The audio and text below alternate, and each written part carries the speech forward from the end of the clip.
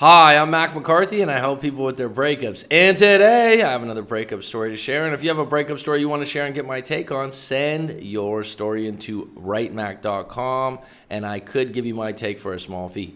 If you'd like to take it a step further and book a live coaching session, talk to me one-on-one through FaceTime or Google Hangouts or Skype. That's also available. We dig quite deep on that and get some clarity moving forward. If the FaceTime or the Google Hangouts or the Skype meeting do not work out for you, I offer a full refund. If you like this video, throw me a like. If you don't like it, that's just fine. If you can help the individual out, throw some comments down below and shed some light on the situation. If you really like this video, consider subscribing, hit that red button, and if you like it even more, hit the bell and you can get updated on all new videos and all live streams when they come up. So let's get into it, folks. Rebound or not? Title. Hi, Coach. Your videos have helped me put everything in perspective. I met a woman 2 months after her long-term breakup. We got on really well. She introduced me to all her friends and family. Well, that says a lot. There's a lot of relationships where people don't introduce their new boyfriends or girlfriends to their family. And sometimes people will say to me, they'll go, she didn't even introduce me to her friends and family at first. Well, that's a red flag saying she's not very proud of you, or she doesn't have a very good relationship with her friends and family. We got on really well. She introduced myself. We had lots of sex and connected really well. That's a fucking plus, isn't it? After 9 months, I lost interest, so I left. She texted me a week after asking if I wanted to meet, and I refused. So you just lost interest. You're not giving me a whole lot of details here. I got in contact after a month with her and found out she was back with her ex, but she had left. But he had left her again. She told me he was a narcissist. God, people throw around this narcissist statement all the time.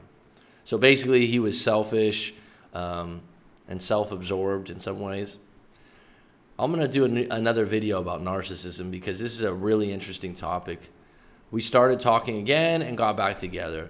This time was different as I could not get over she had gone back to her ex. Well, bottom line is, shit or get off the pot. Are you in this relationship or out of this relationship? Number one, you broke up with her because you lost interest. You had this great connection. So you put her in a situation where she had a complete right to get with someone else. And if you're holding that against her and that's holding you back from taking this relationship to the next level, drop it. Okay? Get out of the relationship. This is actually a little bit selfish on your end because you're the one that broke up with her. We would drink at hers, and I will most of the time swear at her for going back to her ex, and the relationship was not like before. Well, if you're holding that over her head, shame on you because you created that situation, and you put her in a situation where she was single again and had a right to see someone else. And now you making her feel bad about that situation? No bueno. She kept asking me to introduce her to my family, but I did not want to. Well, what does that say about how you feel about her? It doesn't sound like you're all in. We both started to lose interest, and after 8 months decided it's best to let it go. Again, you've used this word, lose interest. I mean, what is that saying? In order for me to help you out, and when we talk in a live coaching, you have to be a little bit more detailed about what losing interest conveys. What do you mean? That's a broad statement. She told me she would not mind being friends as I was really close to her kids. On the day of the breakup, she was really upset and told me I emotionally abused her all the time, and she did not realize it, and she will never come back to me. Well, it sounds like you were. If you were swearing at her and throwing in her face that she went back to an ex that left her, and whether the ex was a narcissist or an asshole, that was her prerogative. But when you went back into the relationship, you getting upset that she went back to an ex is possessive, it's controlling, and it's not right, in my opinion. And she has a good point that you were emotionally abusive or verbally abusive. And, how did that make you feel afterwards? Did you think she was right? That really hit me, so I started to chase her with countless messages, emails, became very needy and clingy. What hit you? The part that she said she'd never come back, or the part that she said that you were emotionally abusive?